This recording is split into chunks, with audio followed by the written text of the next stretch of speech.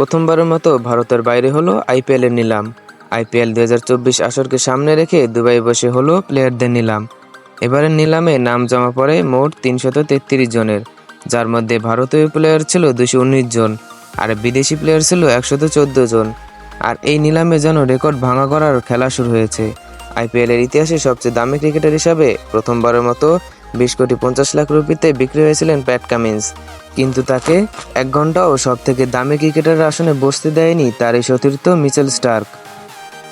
সব রেকর্ড ভেঙে চুরে দিয়ে আইপিএলের এখন সবচেয়ে দামি প্লেয়ার মিচেল স্টার্ক।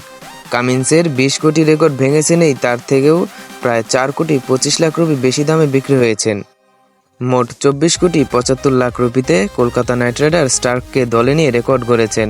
আইপিএলের পুরো ইতিহাসে স্টার্ক এবং কামিন্স একমাত্র প্লেয়ার যাদের দাম 20 কোটির উপরে উঠেছে।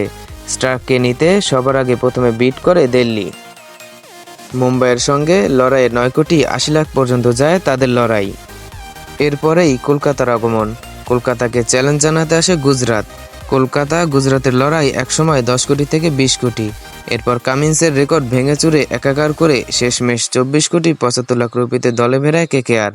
আর 20,50,00,000-এ কামিন্সকে দলে ফেরায় সানরাইজার্স হায়দ্রাবাদ। ভিডিওটি ভালো লাগলে অবশ্যই লাইক করবেন এবং চ্যানেলটিকে সাবস্ক্রাইব করবেন।